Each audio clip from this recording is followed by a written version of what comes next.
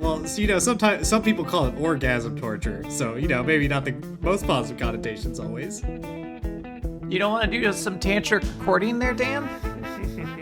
Where we record for 12 hours straight, like how we used to play D&D in the old days when we were young and spry. I could do a 12-hour session right now. I just won't prove it. I'll do a 12-hour session when you move the recording time to start earlier than midnight for me. I'm willing to move it. Don't say that into the recording. Joa's going to listen to this and she's going to be mad because she's always so upset. She's like, it's so late for Laura. No, you have to move it. I'm like, Dan just gets off work right before we roll in. Yeah, do you want me to be recording in the office? And then in the middle of it, I go, sorry, 1 second. The dildo merchant's having problems again. Give me a moment. I have to get on a call. That would be great content. That's what I call my enemies, dildo merchants. It's excoriating.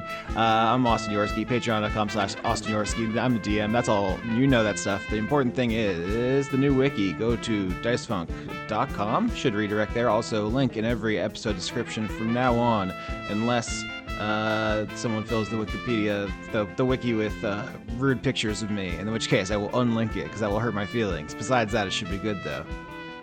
See, it's not fair that you're allowed to do that, but my name will forever be linked to a fucking TV tropes page that I just don't understand how to remove from the internet. I think we all are on TV tropes to some extent. Laura has, I think, got probably multiples. I'm not. They stopped updating the Dice Funk TV tropes page right before I started. Yeah, to spite you specifically. What could it possibly say bad about you that you don't want to be associated with anymore, Quinn? A nasty skank. Oh no.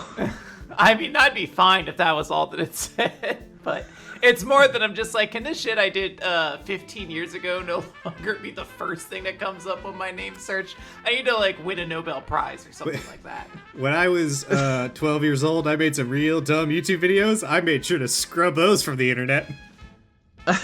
Making a huge world-changing accomplishment just to change your personal Google footprint. I just need my SEO to be better. It's fine. Dice Funk still comes up first, and that's ultimately fine. But every time I see it's at the Channel Awesome Wiki, I'm like, this is gone. This is dead. This whole thing's gone. Why is this still here? I just double-checked. The first thing that comes up when you search my name is the Patreon, so that's perfect. That's ideal. A single dollar gets you the bonus shows. $10 gets you on the Crew Gunk shout-out tier. $50, you get to make a character for the show. Support the show, and it keeps existing. Thank you very much. Next up is Quinn. Hey, that's me. I am DiCaprio Devereaux, a fashion diamond dragon wizard. I have many items, a zipper costume rack, a Gucci sunglasses, the Dyson Sphering, the Illusion, landscape, the perfect pearl ring, the time dragon claw, which Viola technically has, the R.I.P. Prada bag, the beautiful quill, and of course, Nev's disc, aka Danuke. Hey, I'm Laura. I'm playing Doc Hop. I have some items. I've got a trash bag of holding, an out-of-date pop-up book of Goblin history, a lucky plush rabbit's foot, my trading card deck of No Synergy, a kid's plastic spy kit, a tinfoil telepath hat. I have an arm made of scrap metal, a dire muskrat mount to go to wear my ornate magical saddle, a floppy disk, a nostalgia ribbon, and a digital reminder watch. Also, I'm the only person with any of the digital trading cards left in Roll20. I still got 6 cards left. And I've been very well behaved. I'm not, boasted or nothing about them, but Austin did bring it up. I do still have 6 cards.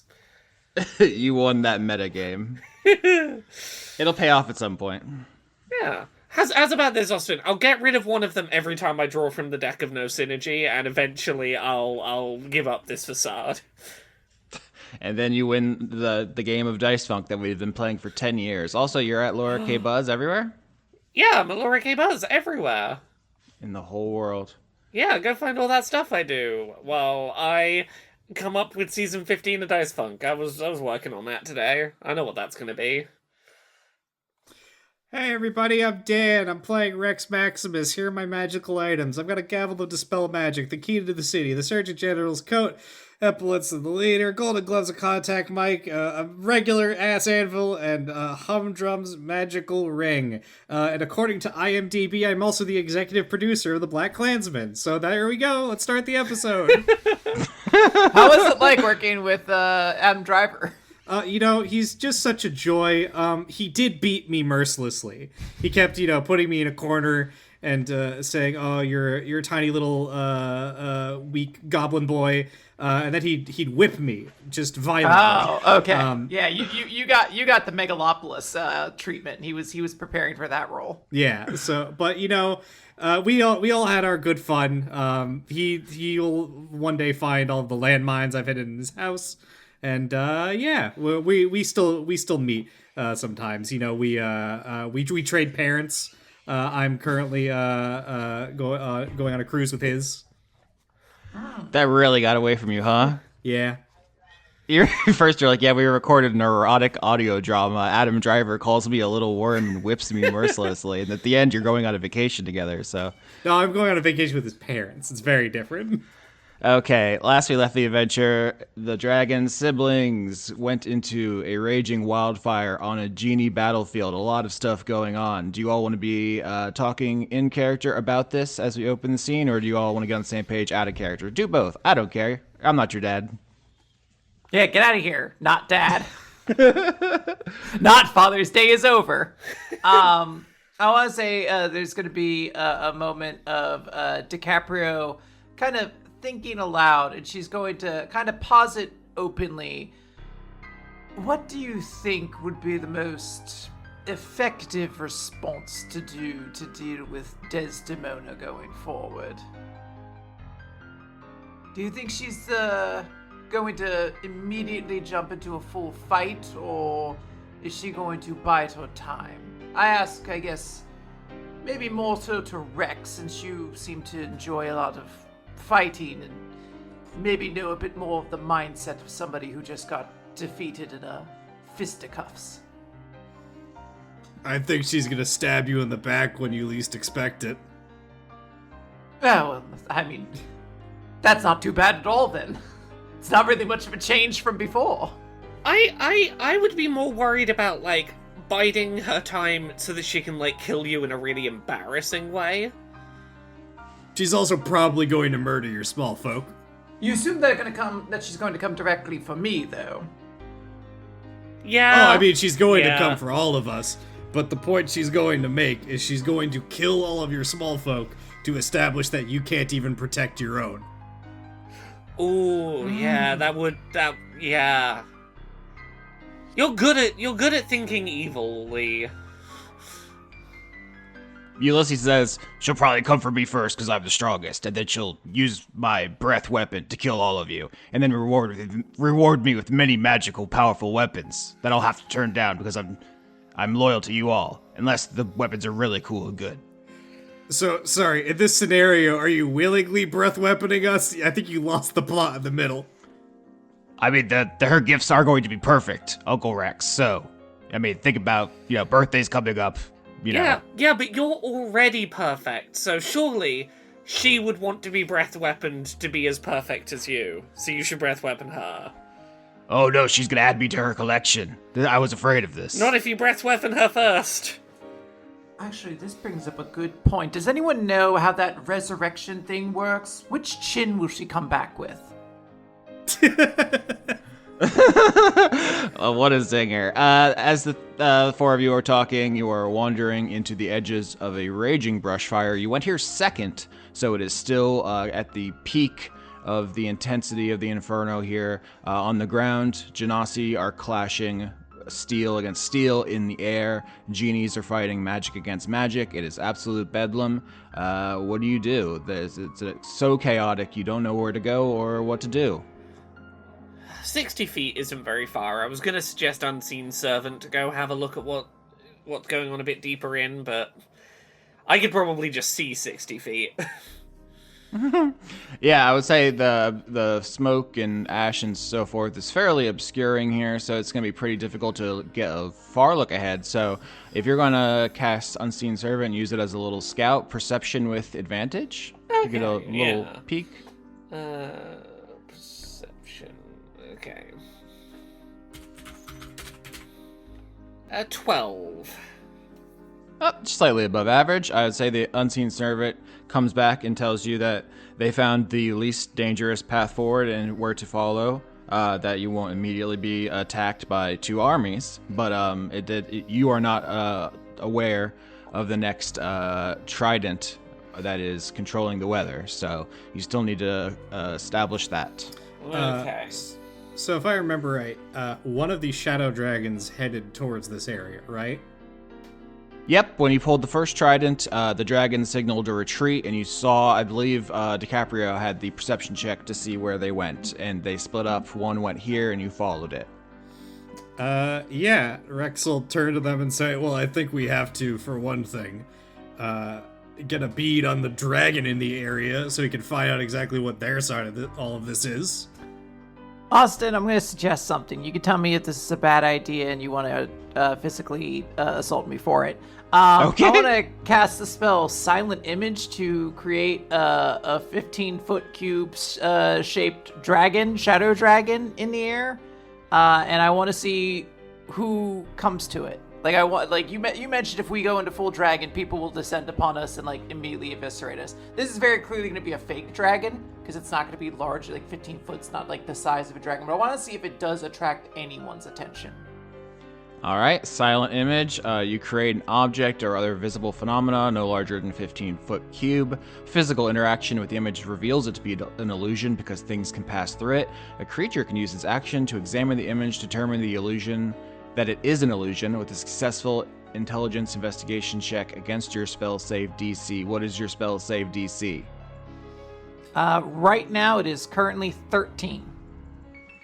That's pretty good.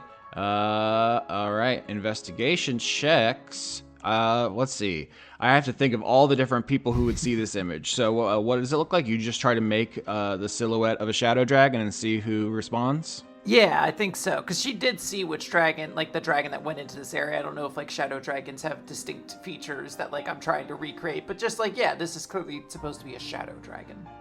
Okay. I'm going to make these rolls publicly. I've never hidden a roll on Dice Funk, but I guess it kind of gives away some stuff, but maybe that's fun. Let's see. I rolled a 10, a 5, and a botch. Oh, wow. Everyone's coming. Yeah, that's very interesting. Okay, so you all are at the edge of the wildfire. You send an unseen servant ahead to scout. You know a path you could take through here where you won't be immediately attacked. DiCaprio, you create these illusion of a shadow dragon, and you see something approaching. This is interesting. I didn't know this was going to happen. So let's see. It'd be unnerving if you did know this was going to happen, because I didn't know this was going to happen until about 3 seconds ago. Yeah, that's pretty cool. Austin's been planting it subliminally in your mind for like 3 episodes to do this. This makes sense. Okay, yeah, so what you see here, and you have time to respond, because this is a botch. This is as bad as this possibly could have gone for the NPCs. A group of 3 fairy dragons emerges from behind a brush fire, decloaking. They were invisible, skulking around the battlefield, and because of their botch, they think, oh, hold on, here's the dragon. Let's all go talk to them.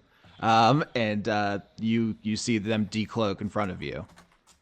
Can I just like look to my siblings and we all nod and then obliterate them with like a joint attack? Yeah, as I cast holy weapon. Yeah, absolutely. Roll initiative. There's no such thing as a surprise round in 5th edition, but if you all just want to attack, you can start attacking. Crit 27. Wow, crits don't count on initiative, but it gives you it's a tone setter. Yeah, but I'll if say I roll that. a 20, I'm going to say crit, because I want people to know I rolled the good number. Pavlov, yeah. Also 9. All right, so Doc Hop, I guess you're the first person who sees the 3 Cymbalines coming to talk to the Shadow Dragon.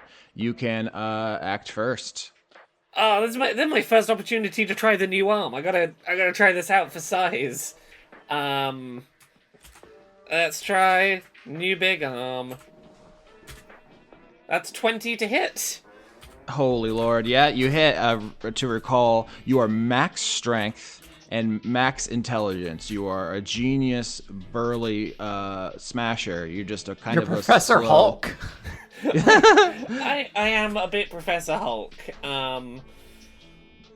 Yeah, I punch for 9 damage.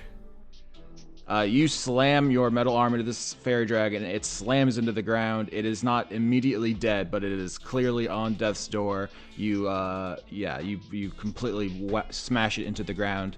The other two turn and look at the group, squeak, and one of them is going to fire a bolt from the Firestone Star, which it pulls out like a gun from its equipment here. That's a botch. You know what? What's the funniest thing here?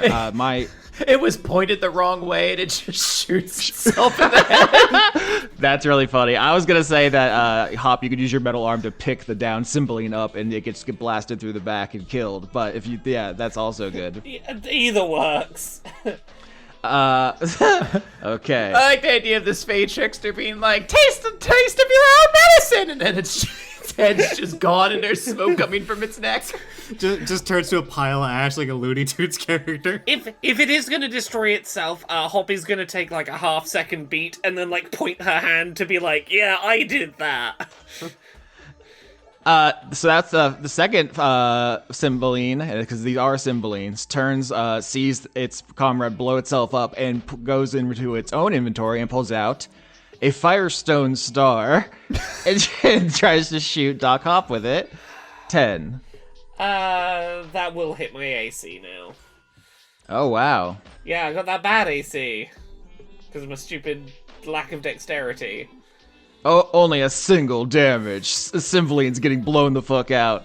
No! Fuck you! Not Grandma Cymbeline! You should still have 2 temporary hit points. I don't know if you marked that down last episode. So you'll have, I guess, 1 left now. Yeah. The third Cymbeline on the ground, who you hammer slammed with your metal arm, also pulls out on the ground a Firestone Star and fires it at you. 18. At me. Correct, yeah, you ran up and started okay, punching. that's above my AC. You take 3 as you are shot once and twice, but they all just have that thing on them. I'm still good. Oh, multiple have the Firestone Star. That is a problem. The Firestone Star is an exclusive Andronicus bestowed honor for culinary excellence, but it has fallen into their claws. DiCaprio Devereaux traded it for the perfect pearl, if you'll recall. But now they have the loom of duplication, Gladys's loom. So all bets are off with magic items now. If we get it back, we should duplicate our own magic items just so that we can all have each other's and we can all be, like, 3 times as powerful. But it's like mine, though. We'll have take you considered that part? Yeah, you can have the original. We'll have the knockoffs. And as we've established, Rex believes the serial number increments when you duplicate it. It doesn't just copy the serial number. All right, Rex and DiCaprio have the same initiative, so you two decide amongst yourselves who goes next. There's still 3 Cymbalines. 2 are very badly injured. Do you mind if I go first? Sure. Okay, I'm gonna use an ice knife and toss it at the one, I guess, that is still at full health. So 24. Hits big time. Yeah, that's gonna be a lot of damage. Well, lot comparatively for a level 1 character. It's going to be 6 damage, and then both Cymbalines will take an additional 6 damage. So 12 damage to all the Cymbalines. 12 damage to the one that's at full health, 6 to the other one. All right, so 1 Cymbaline crushed on the ground, 1 shot a smoking hole in its chest, third one gets an ice knife to the face. The ice knife explodes, turning that Cymbaline into chunky salsa immediately, and the shards kill the second Cymbaline. There's only the one on the ground that Doc Hop smashed with the metal arm. Yeah, I guess Rex is gonna walk up and beat it to death. So let's see here. Well, he's gonna swing twice. 1d20 plus 9 because I'm fighting with Ulysses. 15 and 14. Yep, those all hit, so you can't not kill the Cymbeline. I think what happens is Rex just walks up to it and grabs its like front half, and then Ulysses clamps onto the other half, and they just kind of pull, and it comes apart like a well-cooked brisket in their hands. Damn. Well, they were going to be invisibly stalking you throughout the arc, but you blew up their whole situation, so fuck me, I guess. Yeah, what loot pinata stuff did they drop? Yeah, there were 3 of them, so you get to pick 3 items. You tell me which dragon they belong to. Well, there's 3 of us, so I assume we each take one. Yeah. Yeah, I do have one question though. I'm assuming that doesn't include the Firestone stars that are just there. What would stop us from just taking those? Because DiCaprio and I both could attune to them. I mean, would you like to try? Oh, I'm scared now. You've said that in a threatening tone. That makes me think that maybe they have some sort of, I don't know, gun control license implemented now. Uh-huh. I mean, Rex has already stated that he doesn't like duplicated items, and, what's the word? He already rejected the Firestone Star once, so he probably wouldn't, but if DiCaprio wants to try, go ahead. Yeah, oh yeah, don't worry. Austin's like, sure, why don't you try doing this thing? I'm not going to, but Quinn sure can. Yep. No, I think DiCaprio's going to mentally be like, oh, I already had the Firestone Star, darling. That's gauche. I'm not going to wear last season's accessories. That's absolutely not happening. Very well. So it's, yeah. I guess now just let's pick our items for them. Yeah. Sure. I would like an item from Andronicus, if that's possible. Perfect. You find a melon baller. Melon baller. This is some kind of mythical equipment, right? Perhaps an enchantment. Like, is this Melon's baller? Like, you know how there's like spells named after wizards? You don't know. You will have to use the spell Identify, or you do more research. The items you just find in the wild do not always immediately make their usefulness known. It's not beautiful by chance, is it? Not currently. Okay. But you haven't seen it ball a melon. Does Hop see anything of her mother's? Yes, you find a black ribbon, clearly filched from Sycorax's hoard.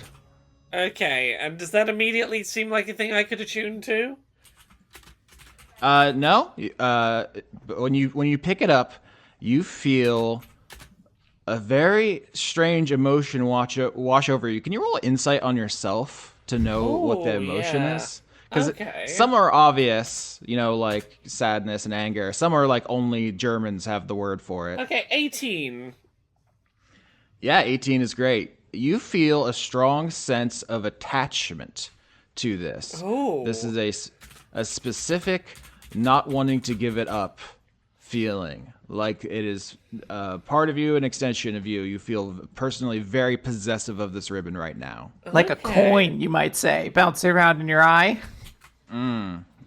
There's some themes. I've been known to put a theme or two in my show. Themes are for cowards. They're a crutch. Well, I'm disabled, Laura, so... Fuck, you got me there. This is a hard choice. I almost want to pick another animal for Orlando just to force you to come up with an animal for him. You know he did, though. That's what Austin loves to do. He loves to sit at his little computer and just type in nerd things. That's true. I'm thinking like, oh, we haven't got anything for Rosalind in a while, but anything for Rosalind might also just curse me if I touch it. Yeah, that was my first thought, yeah.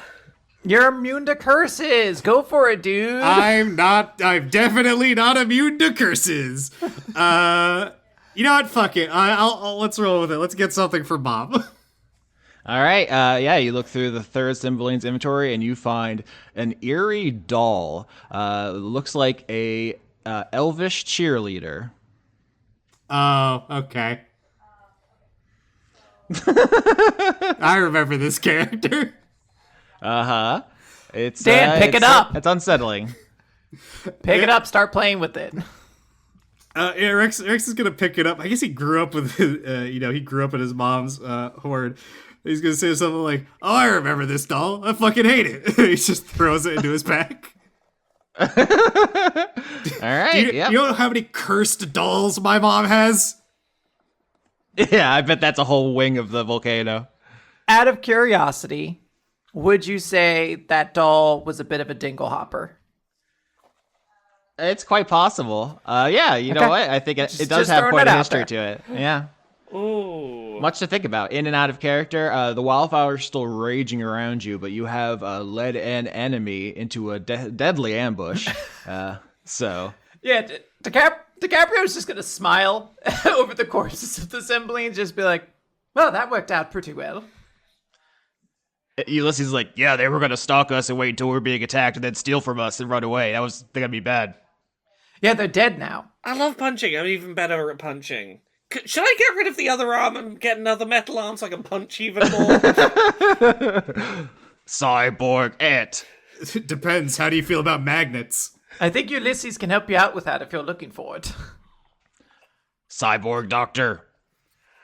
Cyborg arms. I should have just cyborg arms. Hoppy Silverhand. I think we have managed to lure in as much as that trick was going to, so shall we enter the fire? Probably, unless we could just do it. Could we just do it a second time and see if it works again?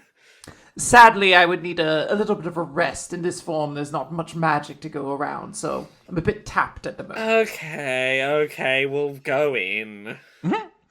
Yeah, you can follow the safe path the unseen servant scouted for you, and you see the battle still raging all around you. You see the genie, the genasi. You also see other elementals. So elemental is a broad category that includes all these people, and it's also a specific lower level creature. Sorry about Gary Gygax. You also notice some other creatures.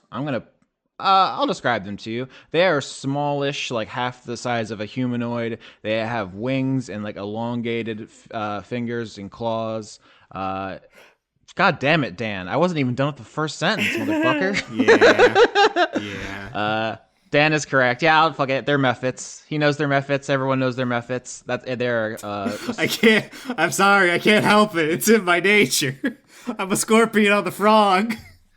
If you have dungeon mastered a D or a D in the years, you've probably seen the list of elementals. The mephits are the weakest. So that they're around too. That's the thing I will say as you make your way deeper into the battlefield.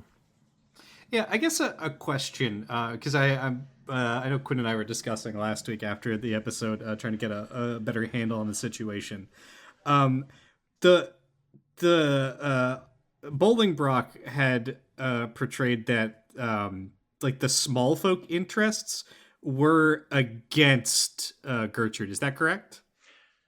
I think to simplify, the fact is there are a lot of small folks invested in traditional culture that Gertrude is tearing down. You can dislike the culture of slavery in Genie Society if you want to, but it is their culture, and many of them are invested in it. So, yeah, and she is destroying kingdoms and killing lots of people, including small folk. So, okay.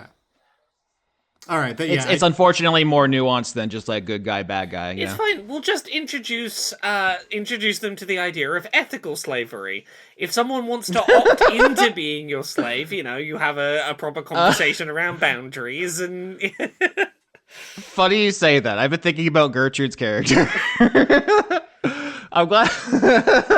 I'm glad I'm not the one who has to first say the phrase ethical slavery.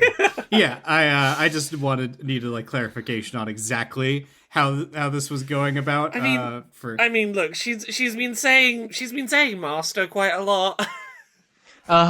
Yeah, that's what I'm thinking. I'm discovering these characters as we play them. Yeah, Rex is enjoying his stroll through the heat. I don't know how his sisters are doing. I'm assuming since DiCaprio is more focused on cold. She's probably not enjoying the heat. But this is like, a light breeze on a spring's day for him. As he's just looking around throughout the carnage going, and where's that big fork at? It's the center, right? Probably the center. Most spells have a center. Hop's doing alright with the heat, just mainly it's where the new arm connects to the flesh is a little bit warm. I like to think DiCaprio is trying to appear as though she isn't bothered, but the normal glamours that she kind of puts on herself to make herself always seem like effortlessly glamorous are like in full effect. Like this is like the equivalent of like putting on a little too much makeup. Like it is very clear that she is trying to not be bothered at all by the enormous and raging inferno around us. She's got her triple ply illusionary antiperspirant deodorant on. Yeah, and she's reapplying it every couple, every minute or two. Can we, because Rex actually asked a question that intrigued me, could an Arcana check help us discern where the heart of this fire might be coming from, if this is spawned magically? Actually, a religion check, because this is a artifact level item. Ooh, so religion. Mm-hmm. 10. Sorry. 16. I've got a -1. I have no reason to roll. All right, with a 16, Doc Hop, you know that normally spells are cast are centered on a point. So it's like a cube centered on a point you choose, or a sphere centered on a point you choose. But with a very high level magic like this, your background is like a anthropologist. You've probably heard a lot of stories of godly items, and there's a lot of traditions of trickery around this. So you think probably that if someone was expecting that saboteurs would be coming for the item, that you would perhaps not keep the item in the center, so as to trick them. So with this roll, I'll say it's not necessarily in the center, which is unfortunate because the unseen servant has carved you a path that could get you there, but that might not be where you need to go. Okay. I relay to the siblings.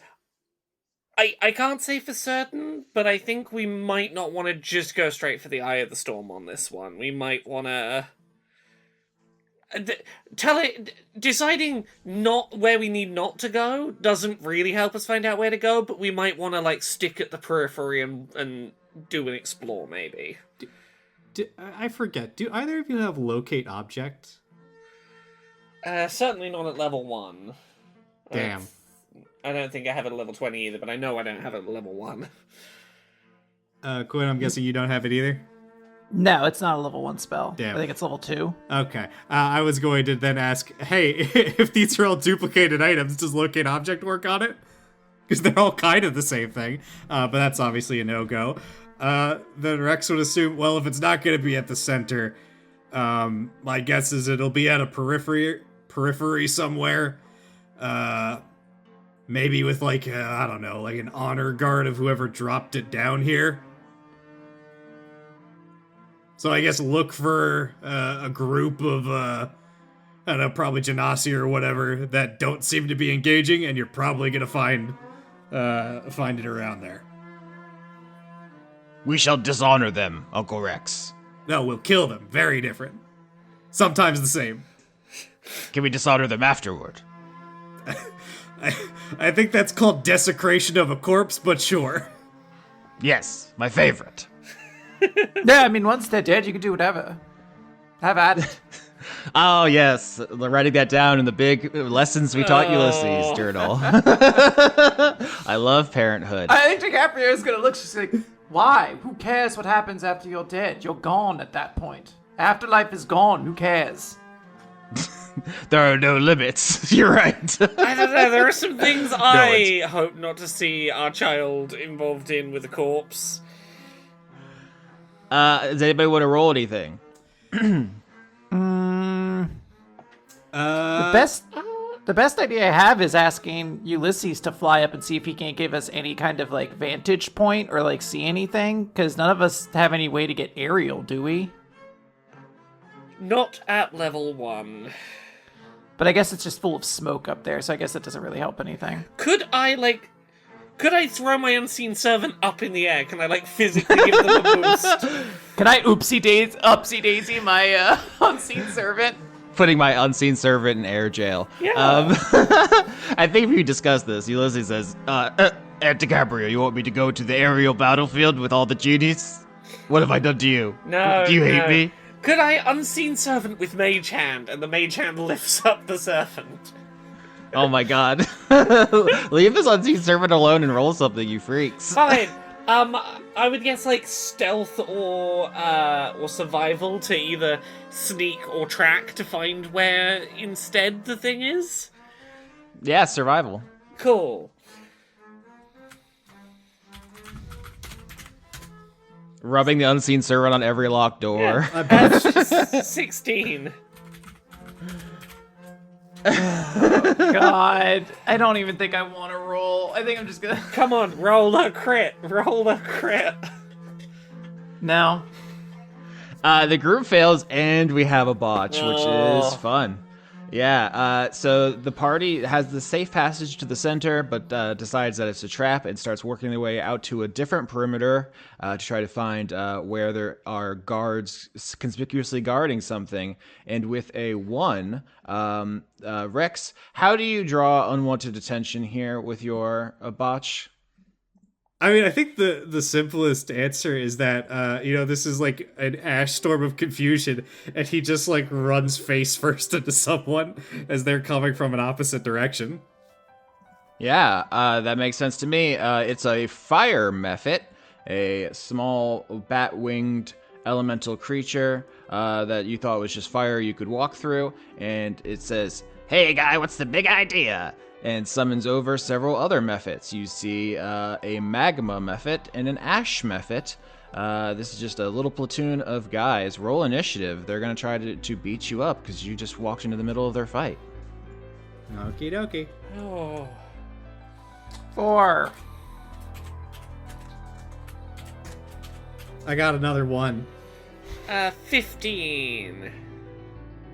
So the mephits win the initiative, and they are each going to begin throwing fireballs and spitting fire. They're completely one with the fire. They are home here, and you walked into their battlefield. So this is for Doc Hop. Here's an attack. 6, that's going to miss. DiCaprio, 3, that's going to miss. Rex, 12. That will also miss. Oh, fuck. All right. All 3 of you avoid the fiery retaliation, and we're at Doc Hop. I don't suppose that was a spell, was it? Nope, those are just attacks. Sorry, yes. Initiative used to be +7, it's now +1. Because of my sacrifice to dexterity. But I still have, despite a -4 in dexterity, I still have a positive initiative number. Yeah, I was gonna say, I think you still have the highest initiative of the party. Yeah, I got a +5 bonus to initiative and advantage on initiative from alert. Forklift squad. God, my initiative on level 20 sheet had been up to +9. That was fucking nice. That was lovely. All right, it's your turn, Laura. Screw it, I come in and punch. No thinking. Okay. Come in, punch, go. 18 to hit. That hits. Big hit. Punch for 12.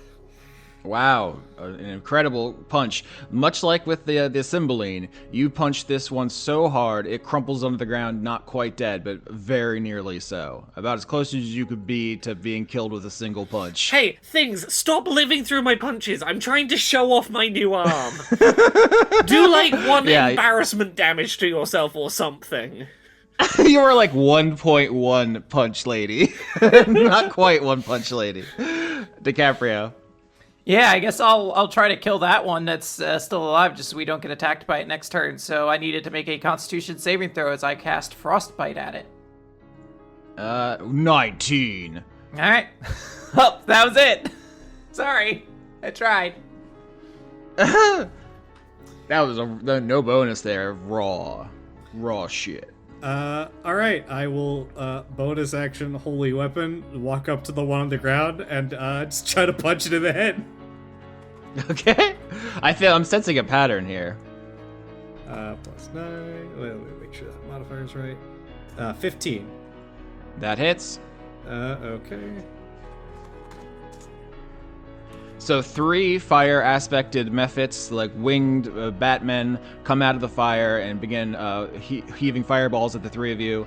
Doc Hop, you hit one so hard it nearly dies, and then Rex, you summon the boxing gloves of Contact Mike and just snuff that guy out real quick. Yeah, 17 damage. I'm assuming that kills it. Absolutely, it kills his family at home. I think when I don't think he gets like a cool death of Rex like getting down and just punching it. I think Rex just steps out of him, like walking forward to the guy in front of him. That's the end of his turn. Yeah, fair enough. That now they are pissed and they are going to. Actually, when the mephit dies, it explodes in a burst of magma. DC 10 Constitution saving throw, Rex. Okay, I can do that. Hopefully. You have to. For the show. 22. Hell yeah. You punch it so far into the ground that the magma burst does not reach you. It is. You step on its head and it just sinks like 3 feet into the earth off of that. Yep. Yeah. You bury him 6 feet under. His explosion does not reach you. Humiliating. The other 2 mephits see this, screech, say something to each other in primordial, which you assume means blow all the cell slots. Let's fucking go. And they are going to cast a spell. Burning Hands. Everyone dexterity saving throw as Reaction, fire I sweeps. punch it in the head. Oh my lord, yeah. 14. That's gonna hit. Let me roll the damage for this. As a reaction, I punch it in the head is an incredible thing to say. This is a dragon ability you have for being a dragon? This is the Mage Slayer. Oh, the from ring. my ring. Yeah, we haven't seen this yet. Is this gonna roll right? 20 damage. Killed instantly. Fuck yeah. Wow, humdrum deep breath gave you the thing. Constitution saving DC 10 again as it explodes, but fuck me, that's a lot. 7. So I fail that one. I guess I exploded on contact. Yeah, you take 4 damage as magma clings to your wrist from you punching through its Is that body. fire damage? Yep. So I resist 2, which just removes my temporary hit points. So Rex hits it, and effectively nothing happens to him. It just explodes into lava, and he's nonplussed by the situation. He's like, Yeah, I don't even know who you are. You started this. We're in a war. Fuck you. You're in my country. Whoa. It's like that then. You literally invaded. I didn't realize that was the situation. So 2 of them are dead at Rex's hands. What, Austin? One of the most annoying things about me, like completely, just slightly missing the 1-hit punch kills, is I get 4 bonus HP every time I I take something down. If I deal the last bit of damage to it, I get like really good bonus HP. It's never fucking once happened this campaign. It did happen to. Yeah, it happened to an elf. It happened once. It happened when I punched a hole in a lady, but it's usually I do it at the end of the fight, the last punch of the fight, and the fight's over, and I'm like, oh, okay. Okay, so Rex, you explode the second mephit. There's yet a third mephit who sees you do that, and who's going to try to cast another spell. You only have 1 reaction per turn, so you cannot do anything about this one, can you? Correct. All right, dexterity saving throw. Can I use the 14 I rolled for the first one before Rex exploded that one? What was your 14? That was for dexterity. That was for the last one. I didn't realize it was going to die. Sure. 14. I got an 8. Oh, this is Dex. Oh. I got 11. 5 damage, 2 to DiCaprio as yeah, the fire that comes out of this method is not as powerful as it thought. It's unleashing its entire spell artillery on you. This is everything it has, unfortunately. It's actually my birthday, so if I could go. Okay, so this thing's still alive, is it? It is still alive, yeah. And is it me? It is you, yeah. Yeah, okay, well, hopefully it's not going to be alive for long. Come on, I can kill a thing in one punch this time. 14 to hit? That hits. 10. 10's not going to kill it, is it? No, you grievously injure it yet again. This I want is your my thing. 4 bonus HP! If I might offer, Yeah? it might actually be more useful to have this one alive to talk to. Okay, fine, but I'm on 2 HP. I wanted to get 4 back so I could feel a bit healthier. You can punch it to death after we're done talking to it. Oh, if you'll let me have another go when we're done fighting. Oh yeah, absolutely. Yeah, sure. Once we get all the If information, you'll let me finish you it can off. just Okay, thank you. I'll just you can punch crunch it into his face. I don't care. Oh, no matter what I promise this method, I might open it by being like, "We're ready to spare your life." Just know, 100% it'll die at the end, and you'll go by your hand. Okay, so you have this telepathic communication, presumably not in front of it. Yeah, sure. Yeah. We haven't really done this classic D&D scenario. This is such a iconic thing where you're like, yeah, let's get as much information and then mercilessly kill a random NPC. Dicefuck usually doesn't do that, but we're YOLOing this season, so... I think I did an equivalent to that in Kill Frosty, where I promised a small child a toy in exchange for information, and then refused to give the child a toy because it would cut into my profit margins. It's exactly the same thing, yeah. So this whimpering Mephit, you just killed its friends. It will surrender if you want to interrogate it. Yeah, want to just get down and start talking to this Mephit. Basically, just be like, so, could you give us a landscape of everything going on here? Who are the sides at combat? Where are they? Where is this fire coming from? Big fork, etc. Do any of you speak Primordial? It did say it was its birthday earlier in common. Do any of you speak Primordial? I speak Infernal, which is also very hot. Nope, that's the language of devils, not the language of elementals. But I appreciate you. They speak any Underdark? No? No. Nope. You know Common. We know you know Common. Here's what I'll say is because I made a joke out of character in common. It speaks it can say Donde está el baño and so forth in common. So when you try to ask it for a lay of the land, it answers you in Primordial. All of you look at each other. That is not helpful. It's going to try to answer you as best as possible because it is scared for its life, and it tells you, dragons makes a flapping gesture, genies makes a casting magic gesture, fighting makes gestures. Then I think Rex, you said, "Where's the fork?" I think it makes a stabbing food gesture and points you in another direction, not in the center. But also not the direction you were going when you botched. Yeah. So I will say the intimidation here is Rex was while this method wasn't being as helpful as it needed to be, he just started slowly raising his fist as sort of like a barometer of where it stands. Okay, so it points out where the fork is, and Rex will say, "And the dragon?" it just points up. Yeah. Flying over the sky, perhaps. Rex will say, "If you're gonna kill it, at least wait till we're not standing in front of it so it doesn't explode." Damn it, I almost got you. Yeah, DiCaprio will sort of take a step back when it's clear like the language barrier is going to kind of blockade us here. Yeah, you can go ahead and murder it, Hop, unless anyone has any other questions they want to ask it. How much damage did the last one do when it exploded? How bad was it? I think it was 2d6. Not worth it for 4 HP. Oh, fine, you can go. Oh God, no! I'm shooting it with Ice Blast. Then, like, we're not gonna let it live. I mean, that's a fun character moment. Is Doc Hop if you do show mercy and then it starts to leave, and then DiCaprio just ices it at range because there's no, if you're using a ranged attack, there's no chance of being caught in the explosion, unlike the metal punch arm. Yeah, I back off not because I want to let it live, but just because the maths on I'll get healthier, but I'll get less healthy just didn't add up.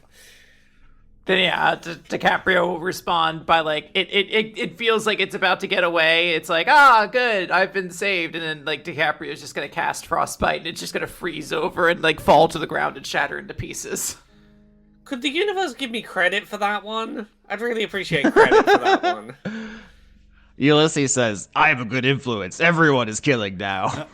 Rex will turn to Ulysses and say, there is a reason to do this, and you should be aware of it. Because it was fun.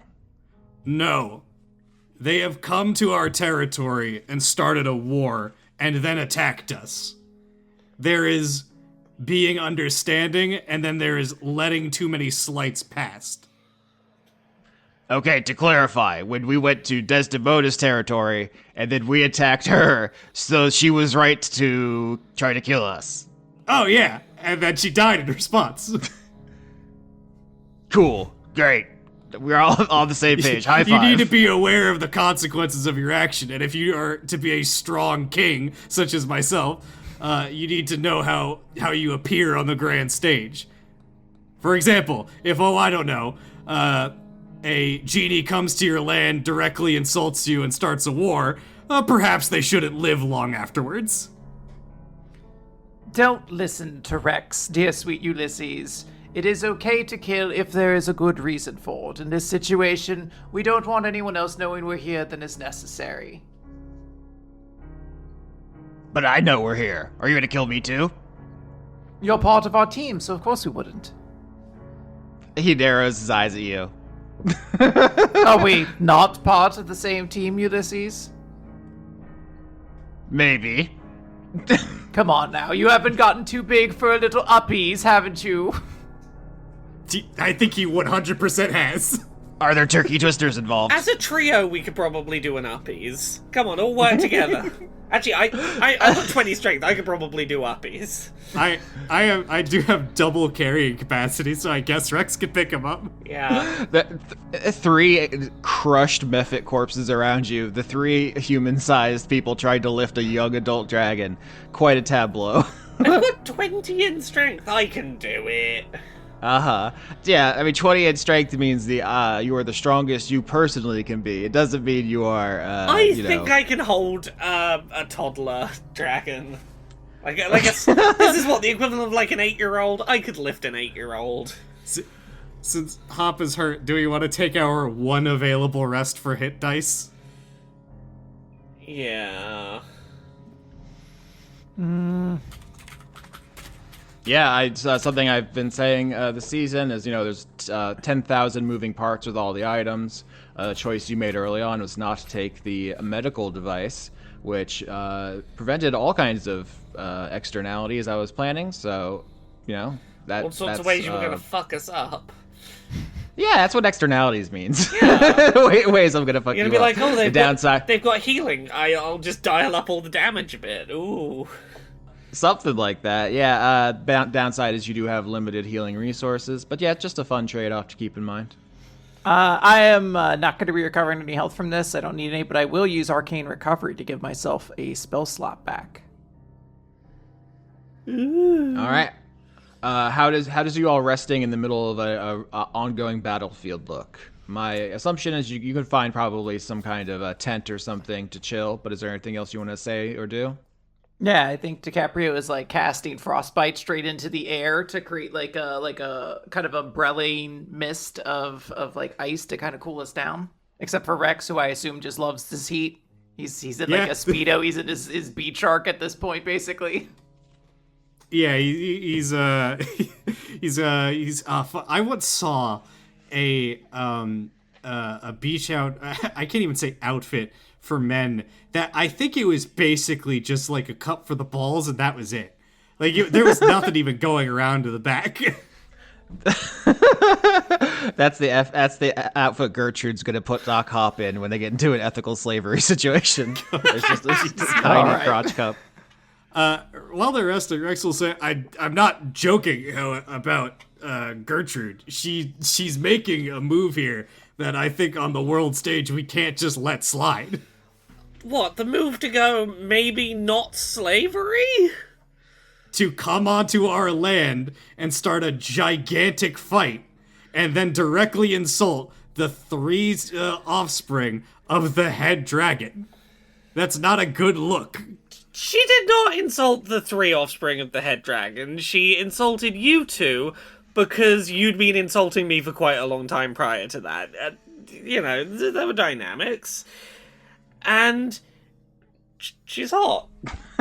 And she'll help with the curse. So, yeah. I'm pretty sure she just gave a nebulous will help, whereas any other genie could wish it away.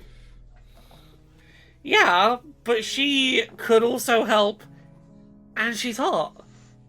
And no slavery, so,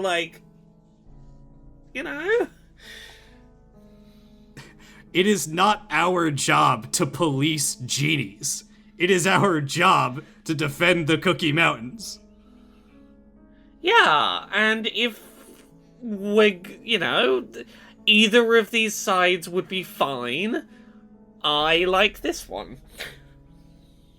DiCaprio is notably kind of not saying anything. I think she's trying to sit in the back and kind of listen in.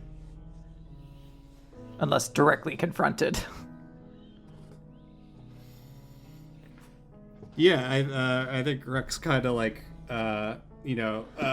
crosses his arms and says, what do you even know about her beyond the few months that you spent together and then she left?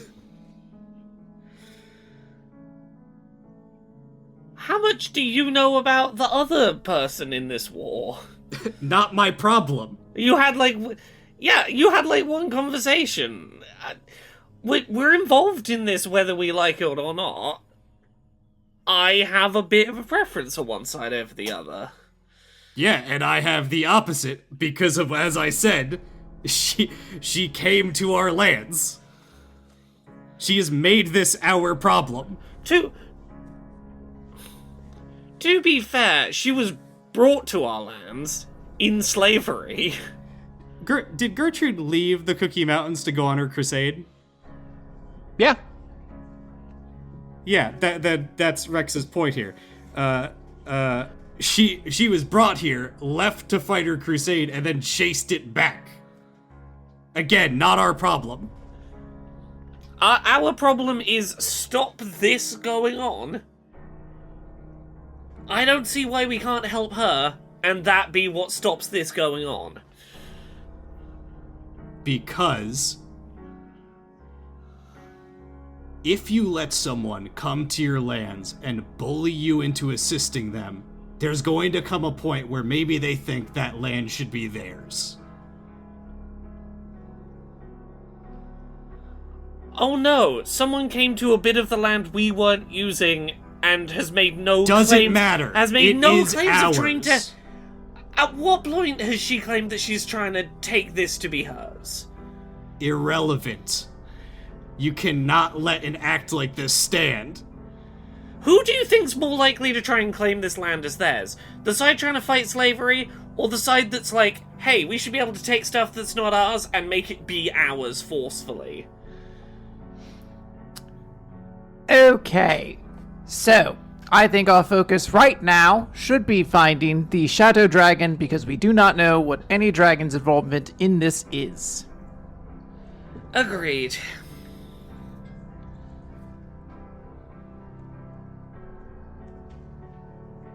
Rex? Yeah, Rex kind of shrugs and says, I'm not the one who's in charge here. Then let's go find that dragon then. Can I get perception checks from the group as you leave the tattered tent on the Genasi battlefield? 5. 10. 17. All right, we got 2 averages, so the group gets a minor success, which is that you feel like you're being watched. No one attacks you. That's so this is why I said earlier when I rolled a bunch of stuff to see who fell for the Shadow Dragon illusion. I was saying, I might be revealing too much, and one of them botched, so that was the Cymbalines. You may have noticed I rolled other things there. You are still being observed. There's not just invisible fairy dragons who might be interested in your activities. I'm gonna just take a guess here. Are shadow dragons good at being stealthy? Because it's kind of got like shadow in the name, and that kind of implies some level of stealth.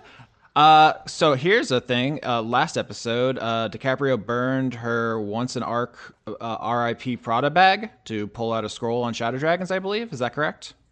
Yes. So I will just straight up tell you, no rolls needed. Shadow dragons are famous for their stealth. Yeah, they become one with the shadows. I think, if in case people don't remember, shadow dragons are not one of the three main kinds of dragons, chromatic, metallic, and gem. They are instead a thing you become by being infused with shadows that used to be from spending too much time in the Shadowfell, a parallel dimension. Now, who knows? One sec. So are you implying that there are sort of shadows around? Oh, in a wildfire, the light sources are crazy, so there's constantly flickering, changing shadows. I imagine it's a shadow-style nightmare. Okay. You could say we're in a sort of shadow realm. I pull out my dual disc. Okay, so where we are is you all know the direction of the trident. You're being watched, but you do not know enough to do anything about that right now. If we know that shadow dragons are stealthy and Rex thinks he's being watched, he will just kind of stop, and because he speaks Draconic, he might as well call. And he's assuming probably most of the Ganassi here wouldn't necessarily speak it, and just kind of say aloud, "We know you're watching us. Are you gonna come out and talk, or are you just gonna keep following us?" You say that in Draconic? Yep. I do love it. Unfortunately, there is no response. Okay. No, I'm not trying to be withholding. It's just there are just things in motion, you know. Yeah. There are reasons. Yeah, I think we're gonna keep going to try to find where the we keep calling it a fork. We have no idea if this is actually a fork. That's just our quick and easy way. This could be any kind of like religious artifact. This could be like this could be like the fires of Hephaestus or whatever. You believe it is a Gladys Accord's copy of Neptune's trident. That can cause wildfires? Control weather can do heat stuff too. Yeah. Oh, okay. Yeah, Rex tried to attune to the first one, and I believe I said you're going to get basically 4 chances to attune to the 4 tridents, and if you do successfully do so, you will gain access to the spell Control Weather, which is wildly powerful for a level 1 character. I don't think it's a good idea, but I committed to it, so... If we're all starting to walk further, can I leave the unseen servant to trail behind me, in order to try and stalk our stalkers? Oh my lord, this Unseen Servant is getting so much play this season. You're putting on a clinic. Yeah, let me double check Unseen Servant, because I think you can see what it sees and so forth. I think we ruled in the Eidolon episode that it like can relay information back to us. Yeah. Correct. Yeah, this isn't a psychic link like that. It can only perform simple tasks and then report back. So I will say that here's what I'm going to do. I'm going to roll something for what's going on when you leave the unseen servants behind, and we'll see how well they do. Sorry, that's vague. 22. That was their stealth to get by your unseen servant. Oh no, my invisible thing didn't see their invisible thing. Yeah, not a bad idea. I like the thought, but it's a very clever plan that did not work this time. Is there anything you all want to say or do as you make a beeline towards where you believe the trident is? The wildfire churns around you. Can we talk to Ulysses? And I want to ask Ulysses. So, in a situation where you're being trailed by an enemy that you know, but you can't quite find, what would you do in that situation, young Ulysses? I would burrow into the ground and have my mouth parallel to the ground and open it so that they walk in. Interesting. Can you burrow? Ulysses tries to roll to burrow. Let's say that's athletics. 19. I am the burrowing world champion. Wait a minute. Hold on. Can you burrow us to the fucking thing? Because, like, you could just go underneath all of the fire, right? It would take a while. I could start digging. If You wouldn't said mind. you're the burrowing world champion. The world is big, and DiCaprio. The world is so big. Well, I suppose that is one strategy. What if the ground was made of something you couldn't burrow into, though? Like steel. I would use a magic spell to turn the steel into ice cream. Do you have that spell? Steel into ice cream? Of course. It's a level 1 spell. What do you take me for? So that's what Andronicus has been teaching him. No cap. Bussin'. I'm learning new slang as I grow up. I forgot. So you burrow underground, and then you wait for them to step into your mouth. And then I eat them, yes. And gain their powers. Now, are you concerned at all if they're trailing you? They will see you burrow into the ground. I am not concerned. Thank you for asking, Uncle Rex. Okay, you might want to be concerned, because they won't walk into your mouth if they see you do it. Are you covering up your mouth with something, or are they just supposed to step straight into the open jaws of a dragon? I don't think you're picturing this correctly. My jaws are parallel to the ground, so they're invisible. Yes, but there's still an opening, is there not, for them to step onto where your mouth is? It's always about openings with you three. Yeah, it is.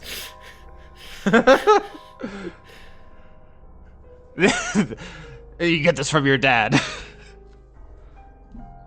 Being a whore, yes, that's a trait. That's actually genetic in our family. I'm glad I'm adopted. And yet my siblings try and halt me on it. You know, I'll actually, Ulysses has been getting stronger, and Rex just, fought with him a little bit. I guess he really just kind of pulled that one method in half as he was already dying. But Rex did set up that he wanted Ulysses to actively trade with his small folk. How has that actually been going? Because it's been a couple years now. Yeah, I think it's going great. I think you've dedicated... First, you gave him a dire tardigrade to train with, and then you said that he should train with their small folk. I think it's been a notable focus. I will say, in the Ulysses saga, these 3 arcs, you also killed Desdemona, and you massacred 7 Cymbeline. So, violence is, I would say, one of his premier interests at this point. There's an alternate version where you strike a deal with Desdemona and you don't fight the Cymbalines, and you maybe think you fight Chorus in that situation or something else, and he is more pacifistic. But no, he is a absolute violence engine. He loves it. That's fair. You know what? That's understandable. Who can blame him? I need to be taking this kid under my wing more. I need to... Yeah. Look, I love sometimes him. Extreme decisive violence with like no room for any other issues will resolve some things. It'll get someone dead real quick if you do it right. What an incredible segue. So as you approach the trident of Neptune thrust into the ground, the first thing you see, even from a distance, is there is a particularly concentrated inferno around where you presume the item is. You can't see it because the fire is so thick.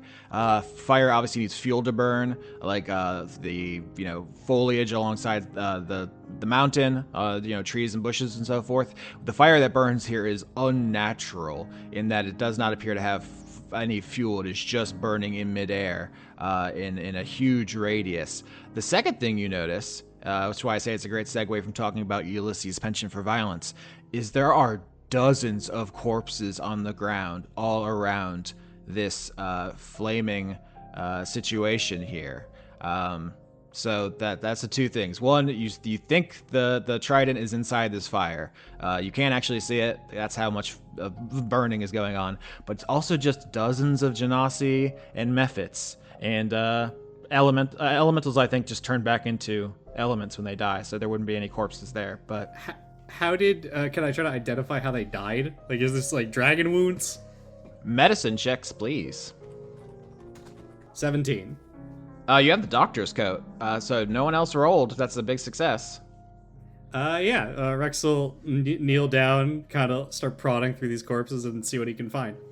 Coroner Rex checks the bodies, and you are shocked to see something, and you are very certain of this with the 17.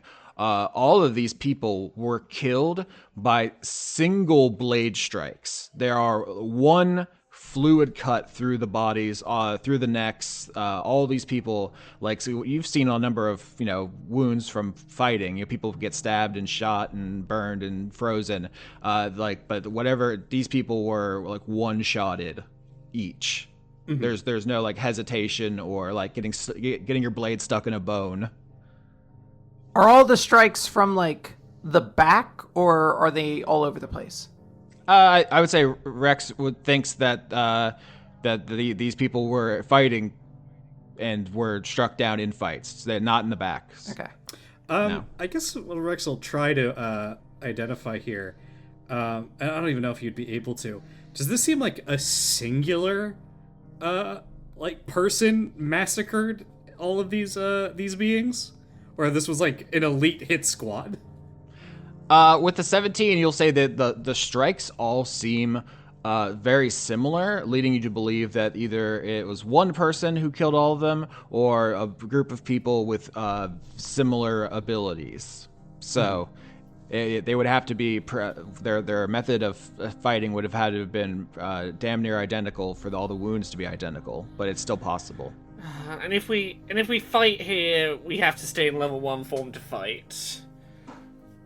So last episode, when you pulled the trident the first time, there was a big question mark what was going to happen. I think I even said, we might just roll initiative as 200,000 people beat you to death. Luckily, Gertrude arrived first, and you had a conversation with her because you had a pre-existing relationship. So there is a question mark what's going to happen when you pull the trident. It's not, nothing's guaranteed. I will say, if you just turn into dragons, that you will just draw aggro. Everyone will just attack you because that's a different thing. The commander comes in when the trident gets pulled. That is your expectation here. Okay. Rex will pick up one of these decapitated heads and say, whoever person or group did this, they're definitely good at what they do. And he's gonna, I guess, kind of look around at this assorted group of this assorted group of dead NPCs. These all you said everyone here died the same way, right? There's nothing that I guess what I'm looking for is, did these guys manage to kill anyone that was involved with this, or did they just get completely massacred? The latter. Everyone here seems to have been killed in the same way, and you don't see a corpse with burn marks like they fought a fire genasi. Yeah. Rex kind of gestures to the mass assembly and says, all of these Ganassi elementals and not a single kill on their side. Either these are incredibly weak soldiers, or there is someone who's very good at what they do here. Perhaps this isn't someone we want to engage in a fight. Perhaps this is someone we'd much rather talk to. Hint, hint. Anyone around? Yeah, there's no response from anyone around you. The wildfire rages on. You assume the trident is inside of the blaze. But yeah, that's what you got right now, unless you have anything else you want to say, do, or cast. Rex will turn to his siblings and ask, so what are we doing here? I could try to pull it out. That seemed to be quite dangerous for you last time, though. Yeah, but now I understand it. I got the gist of it now.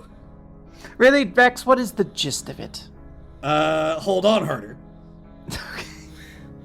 You know what? I'm convinced. You know what? This seems like it's going to be fun. We'll stand back at a nice safe distance and see how it goes. Mm-hmm. Austin, can I use my gavel and dispel magic to just make a brief entryway to attempt to grab the Neptune's fork?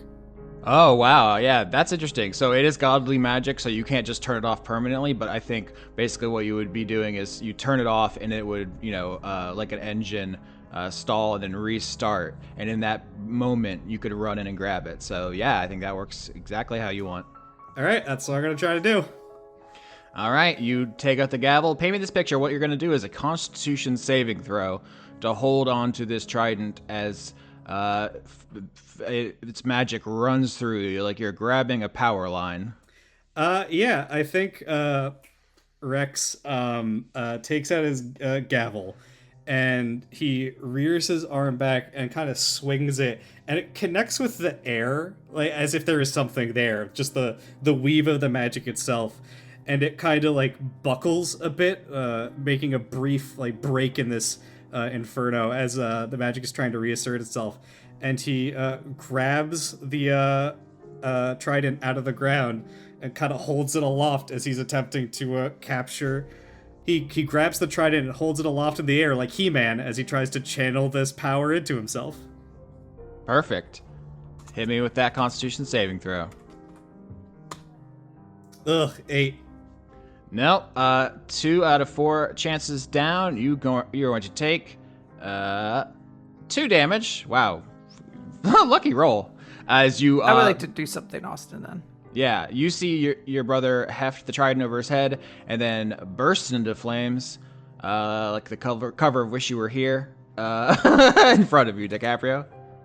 Yeah, oddly, what I'm going to do is not necessarily about that. Sorry, Rex. I'm going to use my landscape and cast illusionary terrain, and I'm going to make the area around us look as though it is still on fire and covered in this wild, raging fire as the actual fire is going out, and gives us an actual like view of what should be going on here. Oh, okay. As soon as the trident is pulled out of the ground, the wildfires raging on this mountain all snuff out at once. In fact, there is an incredible change in pressure when that happens, and there's like an audible crack from the air being displaced, and then shouting from the armies as they are all quite perplexed about this. So all the fire is snuffed out, and you're going to cast your illusion magic here to make it seem like the fire still exists. Yes, illusionary terrain. So I can't make this entire giant mountain range, but I can still make a 150-foot cube of it look as though this wildfire is still going on. Okay. Is there anything you want to tell me about what you're thinking here? Because I am going to roll an investigation check to see if they believe it when whoever arrives. Yeah, I think DiCaprio is just going to think, all right, we want to try to take what little vantage we can at this situation. The fire has been an obstacle for everybody, or at least just us, but at least with this moment, we will be free of it to kind of see at a large scale where things are. The smoke would hopefully clear up, but hopefully we could see up above, see if there is a dragon up there, and give us some level of leverage over who's following us. Interestingly, I'm going to do my investigation check here. The number might seem harsh, but if you do pull up the Forgotten Realms wiki for Shadow Dragon, you will see their intelligence is only rivaled by the ancient golden dragon. So, 29. Fail. You needed to hit a 63, actually. But real quick, your brother is on fire before we move forward. What are you going to do about that? You only take 2 Rex damage. Is very nonplussed about being on fire. He's used to this. It hurts. He's not happy about it, but it could be. DiCaprio's isn't he usually on fire? Yeah, he's just not on fire in this form generally. He still resists it. So he pulls it out of the ground triumphantly, catches flames, and goes, "Yeah, it's broken or whatever. Fuck it." Just throws it off to the side. Don't even want that anyway. It doesn't work. It's for losers, whatever. Hop's gonna at least try and use Mage Hand to try and pat some of the fire out. So the 3 of you are standing in what is now a extinguished field. All the plants around you are burned to a crisp and dead, but it still appears as though there is a fire raging. You all have a moment to say or do something before things pop off. You have succeeded. I think we want to maybe get moving the fuck out of here as quickly as we can, because it seems like whoever's after us is probably going to strike, and our best chance is get out of their way if we can. Well, we don't know if they're going to outright attack us. I guess we don't actually know which side brought the artifacts. Because that's not something we actively, I guess, investigated. This could be the dragon setting this up. Yeah, I don't know if anyone said this explicitly. I think Gertrude implied it. She said that the tridents were duplicated by the dragons under the Gladys Accords, so they're draconic in origin was the implication, but maybe she didn't spell it out. Yeah, I wasn't sure if by that they eventually filtered their way out to, the wider world.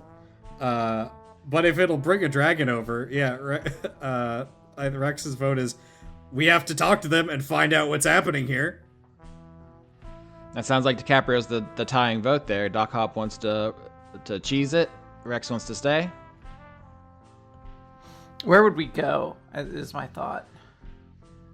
I assume it would just be booking it to, the next, zone. But then we're kind of repeating the same thing. Oh, we pull the thing out of the ground and then run away to the next one. But we're not gaining any real new information about the dragons that way. Yeah, I want to speak to this dragon. So, I mean, if there was a place we could go here, I'd be fine with that, but it's a giant open battlefield that no longer has wildfire, at least obscuring it, so I don't know where we'd go, unfortunately. But is there not anything we can do still to protect ourselves from potential death? Yeah, I'm curious, in character, does Hop say, all right, time to go, and you two convince her not to, or do you just stay? I guess I'm trying to get the image in my mind. Yeah, Rex is saying, I think we should try to find the dragon that's supposedly here still. I mean, Hop's gonna gesture to all the very dead-looking people around and go, we are currently very squishy, and there's a lot of very squished people here. It seems like a dangerous gamble to take. Do you have another way for us to get in contact with these dragons, though? No, but I also... My thought is, if we don't get killed here, we live to ask a dragon a question another day. But I suppose we have to operate under the assumption, is this dragon going to be antagonistic or not? And if they are the ones who brought the tridents here, if we keep removing them, they will get antagonistic. Okay... Can you plug the staff back into the ground? Does it start back up? How does that work? I'm not attuned to it. I can't use it. But surely it can just be thrust back into the ground the same way? If they're attuned to it, maybe. I don't know. Well, perhaps something we'll have to negotiate with them when they come around. All right, if you all agree to stay, after a few really tense moments where maybe, Doc Hop, you feel the urge to run, you see the silhouette of a flying dragon. I'm going to put a picture of the kind of lizard this looks like. This is a shingleback lizard, also known as a potato lizard, which you may be able to intuit how they got that name because they're thick customers. Is this, do we still feel ourselves being watched when this thing approaches? That roll is pretty bad, so I don't want to say too much. I'll just say it takes a while for this dragon to get here, so you do not think it was, behind you the whole time. Okay. I like that it seems like its body gave up on making a tail. Yeah, it has a very short tail. It seems like an extension of its stubby body. Kind of a pine cone-like skin, also known as the pine cone lizard. Good for them. I'm sure this guy will be a great friend to us. And there'll be no further problems. It looks like a stuffed toy that the stuffing kind of got, shoved a bit too much of it at the tail, not enough further up. It's like someone was building an animal and then they got to the end and God was like, oops, I gave it 2 heads. Well, I'll just take the eyes off the other side. That's fine. That's good. Quinn, what an incredible thing to say. It's also known as the 2-headed lizard because his tail looks exactly like its head. Yeah. Of course, Does this dragon have 2 heads, Austin? no, but it is completely cloaked in shadow. It is dark black, and it is almost giving off like vapors of shadow. It is like a roiling. It is not an elemental, but you could understand why. It seems like almost like an elemental dragon because it is infused with shadows, boiling around it all the time. It does not seem. You've seen a number of dragons.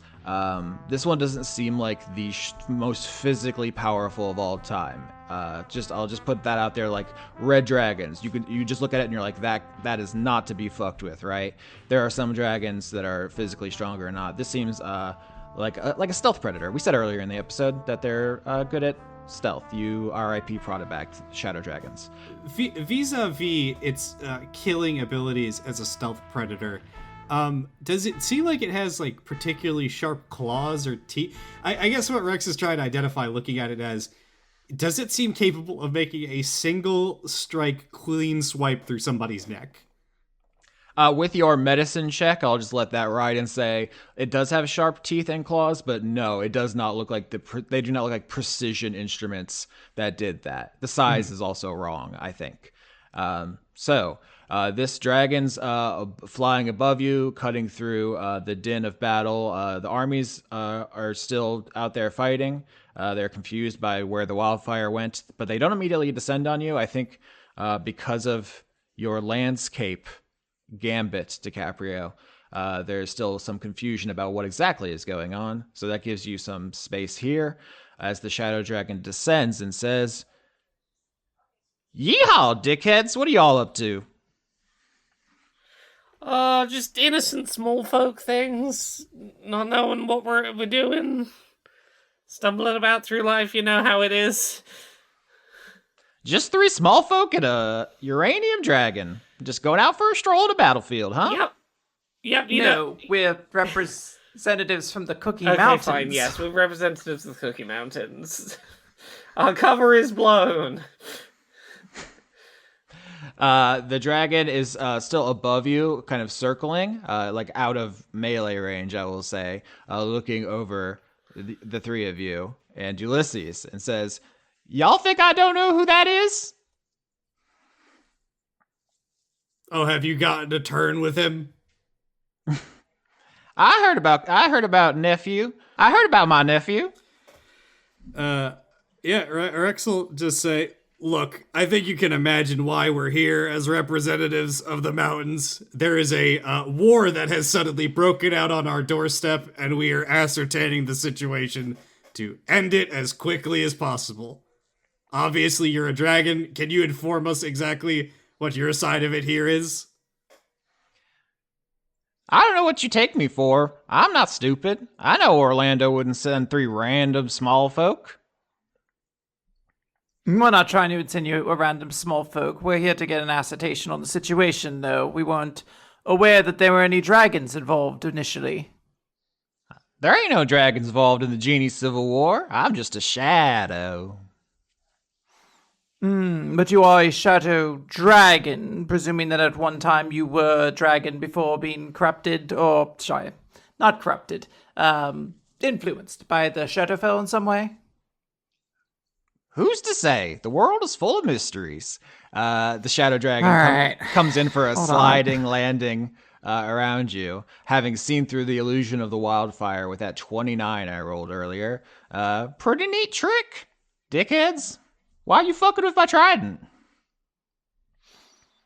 We're not really trying to. It's just, as we said, we're trying to figure out what's happening here and why there is an involvement of shadow dragons in all of this.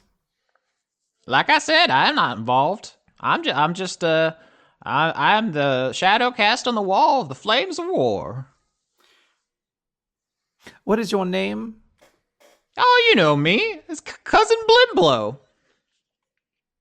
So Rex should recognize him because he's beloved cousin Blimblo. You roll a history with advantage. Okay, let's see here. Is that all of us? He's all of our cousins, right? Uh-huh. Well, it depends. Is it Orlando's side or Rosalind's? 13. 16. Crit 28. Crit. The group passes with a crit. Doc Hop, you are struck with ice cold certainty. You have met Cousin Blimblo. This is not Cousin Blimblo. This man is lying to you. Yeah, you are 100% certain. I've obsessively reread the family photo album like one too many times. Yeah, Cousin Blimblo is a nice gentleman. You only see him for the holidays. This motherfucker is lying. Yeah, I use the tinfoil hat to pass that information on without, like, saying out loud that this fucker is lying to us. Does it look like it could be Cousin Blimblo if he got maybe a little shadowy, perhaps? Nope, Cousin Blimblo looks totally different. Okay. That guy is an entirely different kind of lizard. Googling the kinds of lizard really quickly. Cousin Blimblo had 3 heads, not this pathetic 2 heads. asking ChatGPT, which lizard is Cousin Blimblo? It just explodes. It kills itself. Somewhere in Nevada, a plant just explodes. Oh, okay. How can we use the fact we know this isn't Blimblo to our advantage? So, what would our good cousin Blimbo want to do with sort of adding these elemental effects to all of these battlefields? Oh, the Gladys Accords means everybody gets to have magic items. What's the point of having them if we ain't gonna use them, This is it's a decision made far above my pay grade. So you want the one to decide to do this? Oh, it's a group effort, Everyone's got friends. And who are your friends, Cousin Blimbo? We haven't seen you in so long. Oh, it's been ages. When was How it? are your kidneys that exploded out of your body? Got that fixed right up, in fact. The magic is crazy. Oh, Cousin Blimblo, remind me again. It's been a while. What was your middle name again? A trick question. Cousin Blimblo ain't got no middle name. I don't know if he's right or not. Yeah, his first name's Cousin and his last name's Blimblo. Except Danger. Cousin Danger Blimblo. Yeah, Rex will cut in here and be like, so what, you add a little chaos to the fight with the weather effects, and then you're, I guess, taking off easy targets in the chaos? Is that your MO here? And what if I am? What are you gonna do about it, little guy? I don't have a problem with it, I just try to figure out what's happening here. Yeah, the genies are fighting amongst themselves. I just thought, little help, Little folks need big help. I'm big, they little. And who are you helping exactly? There's 2 sides. You can't rightly help both of them.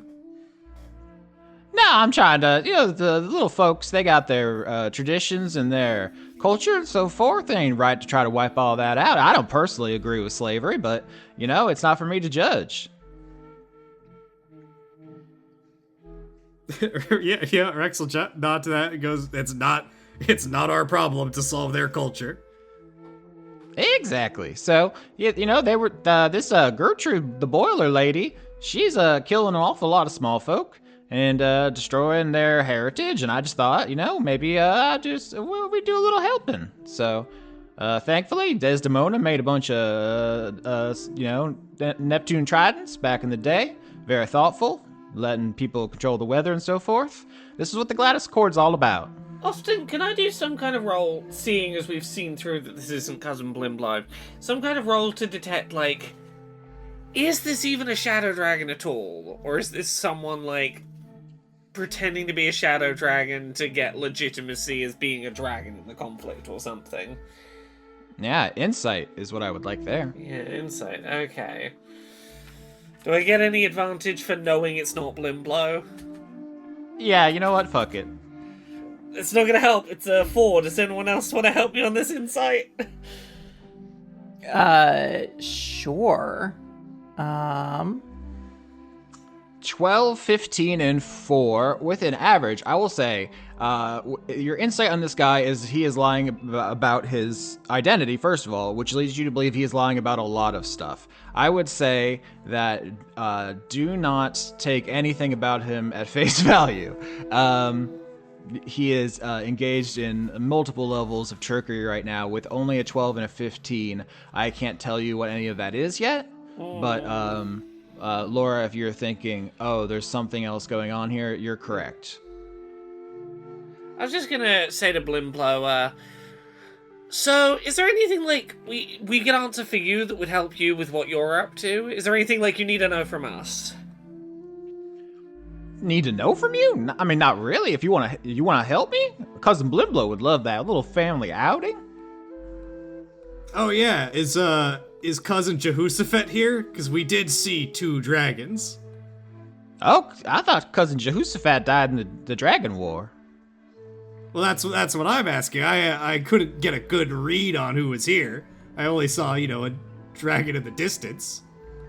Oh, you saw my compatriot. Oh, my cover's blown. You've uncovered my deception. Yeah, there's another one. Sorry. It's my boyfriend. You don't need to worry about him. It's not a family thing. That means it is a family thing.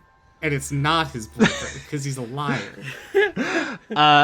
If you want to help old cousin Blimblo, I mean, we can end all this right now. We just need to get somebody close to Gertrude, bonk her on the head, put her back in a lamp. You know? So I think I got a lamp around here somewhere. Hey, Genie.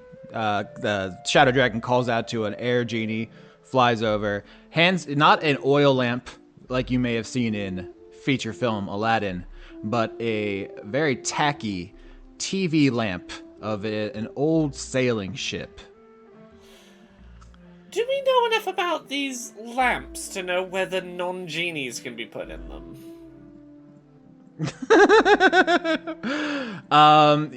Arcana check?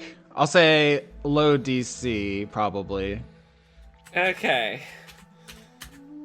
16. That's perfect. So the spell Imprison will basically put anybody into anything else, and we know DiCaprio has that. So you used it on Keeper during the Desdemona arc. That requires becoming a dragon form, though. It's not inherently like cast on the bottle or anything. With these, specifically the tradition of keeping genies in lamps is a genie culture thing. This isn't the right kind of lamp, but it will still work with the spell Imprison. Cousin Blimblo is telling you that you can do this for him. He offers the lamp. Anyone can take it. Yeah, I'm gonna take the lamp. I just want to be able to put Blimblo in the lamp. I will say doing that is not killing Gertrude, but will count towards getting a free wish as promised to Rex by the ambassador. What is this, a TV ship lamp? Yep. Do you know about TV lamps? There's a very chintzy, I assume American culture thing. But they're shaped usually like animals or old sailing ships. I'm looking at one. I don't understand how it lights up, but sure. Yeah, this is confusing to me. If you just Google TV lamp, you're gonna get almost all animal ones. But that just looks like a porcelain boat with no light in it. Yeah, absolutely. Oh my god, one of the top results here is 2 cats, which Joa has this lamp, which is very funny. This exact one. Her dad collects them. Yeah. So, DiCaprio Devereaux, you add a TV lamp to your inventory? Yes, I'm gonna add that to my inventory. Yeah. I mean, that would be mighty helpful if you just trick her into a hole or something, just hit her with a big rock, and then put her in the lamp. Everyone goes home. Easy peasy. We will definitely get right on that. Rex will say in the sibling group chat, he would like to call him out on his lies and just go, look, I'm perfectly willing to put Gertrude in a bottle, but I need to know what you're actually getting out of it here. I do not like this genie, but I also don't like being lied to. Yeah, I don't like this dragon either, but I don't want to tip our hand that we know sooner than we have to. 'Cause yeah, this, look, I get not liking Gertrude because she, called you some rude words or whatever. Pretending to be cousin Blimblo is an insult too far. You don't pretend to be family. It is worth noting that there is another shadow dragon out there and another quadrant that perhaps has what I hope is a representative for the other side of this civil war, but I guess we won't really know until we go there. There's no need to necessarily start an immediate fight here if this dragon is somewhat of a real deal. Rex will actually just ask the dragon this and say, well, if we're looking to help you, do you have like a general from the opposite side here we can speak with and get a better handle on this situation? What do you mean the opposite side? Gertrude? It's me No, and no. Gertrude. We're the ones to talk to. The side that you're on that's trying to put Gertrude in a bottle. Surely someone there's a person in charge here somewhere. You represent the controlling side of the other side of the Genie Civil War. Yep, basically. I'm big, and they love me. What about the other Shadow Dragon? You always try to bring shit up. Boy, you were trying to mac on my boyfriend? What's this? You trying to steal him? You hussy? Well, yes, but No. not currently. Slap Brax in the back of the head. You get this from your mom. You're so paranoid. Writes down, dragon thinks I'm paranoid. Hyphen, kill him? Question mark? Into my notes. Okay, well, how's about this? Is there a good way for us to get in contact with you once we've captured Gertrude to, like, wherever you happen to be on the battlefield, get your attention, get you to come to us? Well, you're gonna stop pulling out the tridents, right? Why do you need the tridents? Because they turn the tide of battle. They're useful. Know who else could turn the tide of battle? A Shadow Dragon. Why don't you just turn the tide of the battle? Well, us dragons ain't supposed to get too involved in things like this. Orlando would be pretty mad if I did that. There ain't no law against dropping a fork, now is there? He's already mad that this is happening currently and just wants it ended.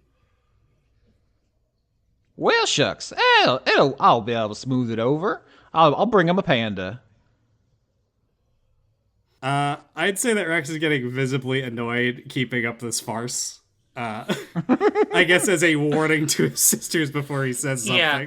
Should we walk away before we give the game away? Yeah, Cousin Blimbo, wonderful to see you. Hope we get to speak again sometime soon. And if not, make sure you come to the next potluck. We've been missing you and your incredible stories. And the cowboy hat I've never noticed you really worn before. It's very much a fashion choice. Thank you. I appreciate it. It means a lot to me. I went on a limb with this hat. I wasn't sure I was pulling it off. You know what? Some people say you shouldn't wear cowboy hats out of season, but right now you are pulling it off. You're looking fabulous. You look the most Cousin Blimblo you've ever looked. You know what I really appreciate? It's the fact that you put a second little cowboy hat on your tail. Oh no, Queen's becoming aware of the way the show works. So that everybody could see the other side of you as another head. You know, it makes it so nobody knows where to truly attack you from. In her head, Hop is just going, Blimblo? More like no. Fucking got his ass. He dies instantly. We win! There are two more battlefields. One is a raging blizzard, and one is a series of tornadoes ripping across a plains like Oklahoma. You saw the second Shadow Dragon go into the blizzard, but the way this fight is working, you've pulled two of the tridents, and so the dragons have pulled their forces back. So I would say you assume Gertrude is now with the tornadoes and all of her forces, and the Shadow Dragons are all falling back to the blizzard. DiCaprio is gonna kind of say, I am rather curious why this dragon seemed to refuse speaking about the other dragon, but presumably they are both on the same side. Yeah, and being shady as fuck about it. They are. We at least, look, for any problems you might have with Gertrude, we know who she is and what she wants, as opposed to right now, fake Blimblo and probably not even boyfriend. I feel like they've got to be the priority right now, at least until we know what the heck they're doing. Our job is to protect the interests of dragons. It is also possible they're fucking with us because they can. I'm still not even convinced they're dragons. What if it turns out they're just like, I don't know, Cymbalines in a big coat? Oh, damn, that would have been good. I should have done that. I'm not convinced they're not Cymbalines in a big coat yet, so... I'm not either. That's actually a very good point. I'm betting the other one, not even like best friend, like not boyfriend, not best friend, middlingly good friend at best. I'm putting my bets on. Well, I think we need to have a family discussion real quick before we decide which one of these terrains to go into next, because we've had a chance to speak to both sides now. I don't think we've learned over much besides that there is a dragon here. However, I still don't see any good reason to turn our backs on two dragons here to assist Gertrude, because that will then put us in direct conflict with two dragons, and we're then making a very big statement to the world about that. As has been demonstrated by our actions earlier, sometimes punching a hole in a dragon's the right thing to do. And these ones are being shady as fuck. Lying about what you're doing with small folk is not a crime. Lying to other dragons and pretending to be family. It's also not really a crime. Creeps me out. Yeah, but it creeps me the heck out. They are lying about their identity no matter what. Cousin Blimblo is not a shadow dragon. To my knowledge, there are no shadow dragons living in the Cookie Mountains unless they're relatively new, landees. Uh, At least, then correct me if I'm wrong, Austin, that was one thing I ascertained from the crit, right? There are no shadow dragons in the Cookie Mountains that we know of yet? Correct, yeah. It is, Okay. I would say, commonly believed that it's impossible to form a shadow dragon because the Shadowfell is gone, although you went to the Feywild last arc, and that wasn't supposed to exist either, so who knows? Rex will kind of scratch at his chin a little bit and say, this was a supposedly unoccupied mountain at the edge of the Cookie Mountains, right? Correct? Are there like neighboring mountains with dragons in them here, or is this kind of like, the dregs of what would be taken, so there's no like clamber to take a spot over here? This is like the metaverse plot of land that's the furthest away from the Taco Bell party plaza. You're like, I don't want that shit. I want to be able to get there whenever it's chalupa o'clock. It is definitely, because it's on the border, it's the furthest away from the most activity. Yeah, it's the least desirable mountain. Rex is gonna say shadow dragons are ambush predators, and this is at the edge of our borders, the most likely spot for small folk or other incursions to try to come through. If I was them, I would set up here without anyone knowing, and then just prey on whoever comes across. I'm still on the belief that the best thing we can do is, now that we know there's some fakery going on of identities, can we make a plan for the location where the other supposed shadow dragon is, to either capture them or to catch them in the act and work out who they are or what they're after? I'm fine with that, but I have no interest in pulling out the fork at this point. Well, that's a start. head to the cold place next with the aim of, rather than pulling the fork out, learning enough that we can understand what the other side of this conflict is. Yep, I think the choice is pretty clear between Gertrude wants you to pull the remaining tridents, and Blimblo wants you to capture Gertrude. Obviously, anything's on the table if you all want to get creative, but those are the expectations that the other characters have of you. DiCaprio's going to note, it's usually difficult to see through some of my illusions, and that dragon did it very easily. So even if there is some sort of trickery about, it is a very powerful being there nonetheless. So if we do intend to go into the blizzard to find the other shadow dragon and encounter them, I do think we should have to then consider that we won't be doing so in these forms. Well, I think once we know what fake Blimblo and co are after, at that point it might be time to dragon up to take whatever stance we're going to take.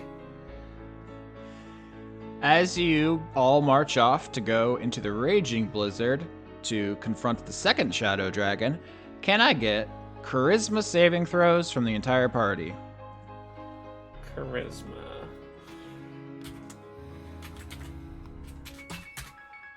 Oh, that's not right. 20. Rex has 101 swag. 23. 11. Yeah, everyone succeeds, I will say. DiCaprio Devereaux, you have not looked at the coin in a long time, and you feel a strong pull from it, and the rest of you feel it too, although probably don't understand what it is you feel. Yeah, I think Rex doesn't know how to intuit that feeling and just kind of says aloud, "Man, I'm hungry." Sadly, I think DiCaprio doesn't say anything because I think she's so used to not making it look like the coin is driving her insane that she just even anytime she feels the urge, she tries to just suppress it as much as possible. So I don't even think it would register for her. She's like, I suppressed that urge for the coin. Good. I think Hop's gonna be mildly confused by what this feeling is, and is gonna assume instead it's the black ribbon that she had the attachment feeling about, and is like, okay, I'll give it a squeeze. Yeah, what's Ulysses' thought of the situation? Which situation? Just all of the above. How's he feeling? What's he thinking about? I think that we should beat up the shadow dragons and then get whatever reward from Gertrude, and then we bonk Gertrude on the head, put her in the lamp, and then we get the wish. Okay, so you're doing this as sort of like a CRPG maximizing. I get all the experience points. Unfortunately, that won't work here. Why not? Why not?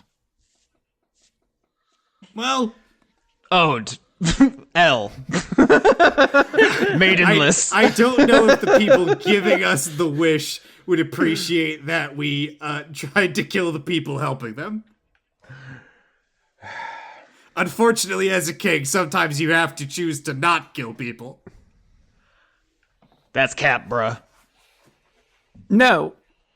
I'm actually in agreement with Ulysses here. Why can we not do that? Look, I don't like Ulysses' plan, but Rex, I do think you've maybe misunderstood it. I think Ulysses is suggesting imprison Gertrude and make Gertrude do the wish. So we wouldn't be pissing... The faction that would be doing the wish wouldn't have a choice about it, they'd be imprisoned. Double wish. No, I meant the other thing, but you're right, Doc Hop. We can get 2 wishes. Oh, fuck, I misunderstood. Technically, I think that's oh, what no. 4 wishes, because Gertrude would be a genie in a lamp. I don't know. My point Maybe about... wish for more wishes. Why has no one ever thought of this? You have a point there, Ulysses. However, I don't know if you would necessarily want to trust a wish from Gertrude at that point, when most likely, if we assist the classical genies, they will just cure DiCaprio, no strings attached. Are you sure? Are you sure they will though? Are you sure that it won't come with some funky shenanigans? I mean, does not every wish come with funky shenanigans? This is why I am on team. We get help from Gertrude to sort you out without wishes. The wishes are bullshit. They're bullshit because Gertrude actively doesn't want to do it, whereas these genies would owe us. No, they're bullshit because that's what genies do. I've read the books. This is what they do. Well, now you just sound racist. What would you all wish for? I'll wish for my parents. Oh, now I'm sad. I'll give Ulysses a hug. Be careful making that wish. I know how genies work. They'll be like, okay, here you go, and it'll just be their bodies or something. You'll get teleported into the grave with them. Or they might be like Desdemona, which might be worse than all of those. Oh, here's your parents. They're terrible. Gertrude!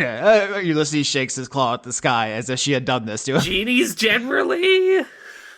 Wait, hold on. You're now going off about how genies can't be trusted, and you just want to accept Gertrude's.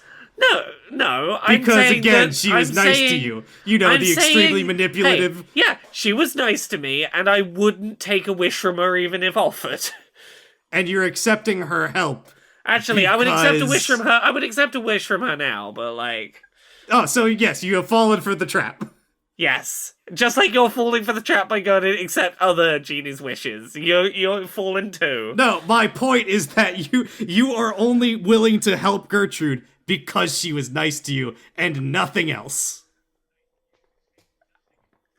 That's allowed to be a portion of my decision making. Okay, so it's decided. We use one wish to cure DiCaprio's coin, and the other wish to give me a cool gun. What are we using the other one for? I don't think your fingers would fit in the trigger, Ulysses. I can't have anything in this world. You could just build a dragon-sized gun. You could make that your hoard if you wanted. Just dragon-sized items of normal items. Biggie. Imagine a dragon-sized TV remote. You're to invent a dragon-sized TV, I guess, and television probably. I don't really know what our technology scale is. Don't worry, they already make dragon-sized TV remotes. You're just gonna find the ones that the small folks make for like the elderly small folk. Those ones are fucking huge. I know, I've got it. Here's my genie wish: a new sauce. Never before tasted sauce. It's gross source of not niceness. Oh, they got ya. I'm gonna kill all the genies, Hop. I'm killing them all. You know, that is what dragons used to try to do. Make new sauce? Kill the genies, but some of them probably made new sauces. I assume Andronicus is not the first dragon to decide to use, taste. Yes, think about it. If we use one wish on the coin, one wish on sauce, and then you can give it to Andronicus, and then he'll, whatever, I don't know, grown-up stuff. Yes, he'll do a lot of grown-up stuff. I don't think that man knows his way around another human's body. I think that dude exclusively knows cookware. To answer your question, Ulysses, I would not use a wish. Pussy. I don't want a shortcut. What, anybody else wish? Except you want to wish to sort out the curse thing, though. That's DiCaprio. She can take a shortcut. I'm making a moral stance. If you had this coin in your eye, you would do a lot of shortcuts, Rex. But I don't, because I don't touch stuff in my mom's house, except this, and he pulls out the doll. I was gonna say, you touched the doll earlier.